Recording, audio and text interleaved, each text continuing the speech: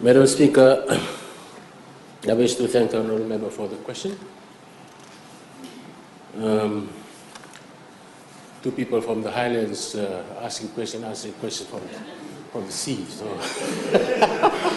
something unique. Yeah. The Fiji Hydrographic Service was established to cater for the maritime needs of the nation with regards to safety of navigation within its maritime boundaries. Being a maritime nation of over 300 islands, the work of the Hydrographic Service is critical to the nation's economy. Between 1993 and 2000, the Fiji Hydrographic Service carried out hydrographic surveys with the assistance of the Japanese governments and printed updated charts of the eastern parts of the Fiji. Fiji has the ability to produce and disseminate its own charts now with British Hydrographic as the principal charting authority for Fiji charts. Fiji Hydrographic Service is now in the process of taking over the printing of its own updated charts for the whole of Fiji, which is aimed to be completed by 2021. The charts are quite valuable and will be a source of revenue when the UK confirms the value of the electronic charts. Under IMO, there is a requirement now for all the ships to use electronic charts. And the capability is with the Navy at the moment at Tongalim.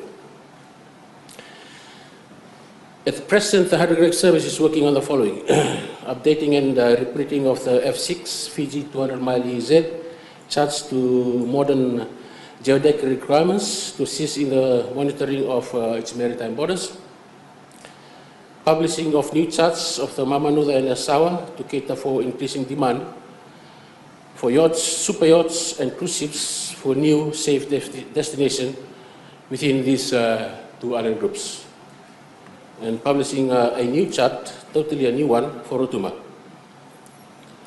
Also establishing a network of climate and tide monitoring stations within the country with the assistance of the government of South Korea, which will assist in the monitoring of the rise and fall of sea level. Production of inundation graphs and assist in the monitoring of the threat of tsunami to the country. The actual project name is a project to establish infrastructure required to support maritime safety, response to climate change, and prevention of natural disaster. Main stations already established under the South Pacific Climate Monitoring Projects are already in Lautoka and Suva. Two more will be established in Levuka and one in Honolulu. The station monitor tide levels, water temperature, wind speed and direction, barometer pressure, and level rise and fall levels. This will in turn determine whether land is falling or water level is rising. Also, the station can be utilized to warn against tsunami by monitoring and warning when tide levels fall below critical level preceding tsunami.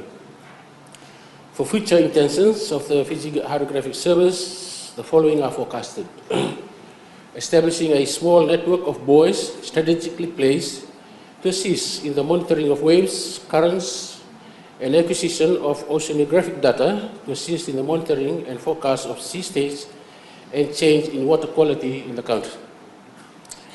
Plans are in place with the People's Republic of China to purchase a hydrographic vessel.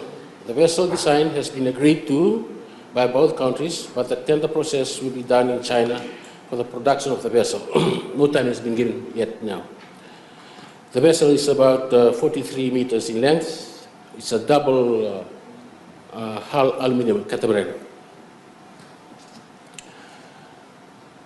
And also updating of old paper charts to electronic navigation charts to cater for the demand of the international maritime industry. There's a lot of work to be done by the hydrographic. Some of the charts that are in Fiji at the moment date back to Captain Cook's time. Fiji, we also have assistance from South Korea. At the end of the year, they will be supplying survey boats and vehicles to assist in taking the survey boats towed by vehicles to areas specified for hydrograph survey. Fiji is currently in the forecast to reap benefits from this service in the ability to monitor sea levels in the country and establishing database which will assist in identifying high-risk areas and also have tsunami warning facility. Compliance with international maritime standards for the safety of vessels transiting or visiting Fiji waters. Sale of charts, once confirmed by UK Admiralty, can cost a large amount of revenue to the Fiji Hydrographic and Fiji. Last but not least, the ability to monitor sea states, currents, water quality of the nation's water, which will assist in identifying of risks or effects of the fishing industry. I thank you, Madam Speaker. Thank you. Honorable Samuel Vunivalu, you have the floor. Thank you, Madam Speaker. Madam Speaker, with all investment and assistance to the hydrographic unit in the next 5 years, what will be the return to the government in terms of its benefits from this department? Thank you, Madam Speaker. Thank you, Honorable Minister. Madam Speaker, thank you very much for the question. Madam Speaker, as I alluded before, I will just identify two. First, with electronic charts, we'll be able to make our own electronic charts and for sale. It will be a revenue. So if the requirements for all vessels coming through Fiji waters to purchase electronic charts, the base will be the Fiji Hydrographic Office. And the second is when the survey is conducted in areas which had been surveyed by Captain Cook, which only have small-scale charts. They will be manufacturing large-scale charts, as I mentioned, in the Mamanuca and the Nassau groups. Visiting cruise liners will be able to visit this area because of safe navigation. There are also areas identified in the Lau Group and Bonolevu for the Fiji Hydrographic team to proceed in the next 2 to 3 years to conduct survey. Thank you. I give the floor to the Honorable Rokiliraki. Yeah, thank you, Madam Speaker. We've been given warning and alarms in regards to tsunami, false warnings. The Minister's, Honorable Minister has alluded to the positioning of buoys as a tsunami early warning system. My question is the positioning of the tsunami early warning systems. Can that be able to give us the time when the tsunami makes a landfall so that we can be able to give us the time to evacuate to higher grounds? Thank you, Madam Speaker. Thank you, Honorable Minister. I thank the Honourable Member from the Highlands for another question. Fiji is working with South Korea, as I mentioned before, for the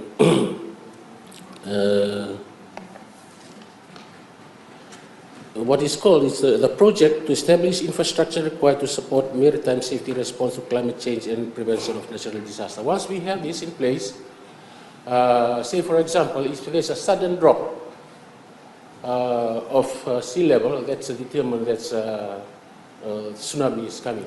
Some of the warnings that we had was false warning because we don't have the gadgets, whatever, the machines to monitor. And if there's a earthquake somewhere in Laos or somewhere in Vanuatu, then they give us a false information of you have to go to higher grounds. I hope that after establishing of these 3 monitoring stations in Fiji, one in Levuka, Suva, Lautoka, and one in Honolulu, will give us clear indication of whether there's a tsunami coming or not. But it's in the process. The Fiji Hydrographic Survey is working with the government of South Korea for the establishing of this system. Thank you. I give the floor to the Honorable William Nabo. Thank you, Madam Speaker. I'm grateful to the Honourable Minister for confirming today that the waters of Malolo and Mamanoa and the Asavas are charted. You'll recall that I raised this in my maiden speech, I believe, asking to do this, and I'm very grateful, Honourable Minister. Can you just confirm, Honourable Minister, does that mean that boats, vessels can travel throughout that area 24 hours a day? Thank you. Thank you. Honorable Minister. Madam Speaker, I thank the Honourable Member for the questions. Yes, 24 hours. We'll be able to do that. What we are trying to do is one whole charge for the whole of Mamanoa. Right at the moment, it's divided into 2. Momi area of one chart, and it doesn't cover the whole area.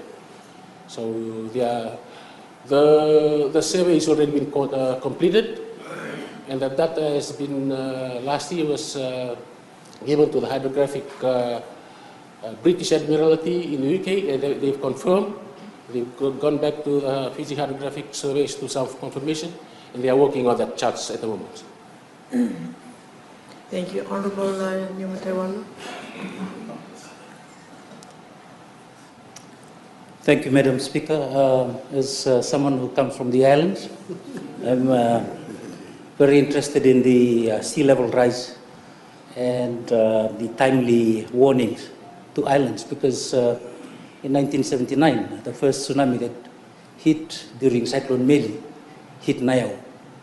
And that's why we are grateful to the hydrographic unit of the Naval Division for early warning notifications. My question is, after all the reforms and the assistance from South Korea and China are completed, what will happen to the hydrographic unit of the Naval Division? Thank you, Honorable Minister. I thank the Honourable Member for the question. The reforming and the restructure and the new equipment coming to the hydrographic unit with the provision of the hydrographic vessel by China will be in the lapse of about 5 years. The end state would be Fiji would have a capability of surveying its waters. You can recall that about 2 months back, the Australian hydrographic vessel was conducting survey in Fiji at the entrance of Suva Harbour. By the time, from 3 or 5 years from now, we have that capability. And once we have the capability, we'll determine which area to be surveyed for cruise liners to proceed, and there will be benefits to the local community when the tourists go on board island, onto the islands. And also it's a source of revenue. It will be legislated that all the charts in Fiji go through the Fiji Hydrographic Department, and all electronic charts will be purchased from Fiji, source of revenue to the government of Fiji. Thank you. We have had the last question, and I call on the Honorable Ratusela. Thank you, Madam Speaker. We do thank the Honourable Minister for the explanation given regarding the hydraulic unit with the Ministry so far, hydrographic unit. My question to the Honourable Minister, we've noted that in the coastal areas of Kantau, there are few beacons there, or number of beacons that already used to be there, it's no longer there now. Will the hydrographic unit also responsible for replacing those beacons? Thank you, Madam Speaker. Thank you, Honourable Minister. Thank you, Madam Speaker. The responsibility of establishing the buoys, the beacons are the MSEF. AMSURF works with the government shipping services. After they establish the beacons, then the hydrographic will come in and chart the location of that on the chart. Lodging.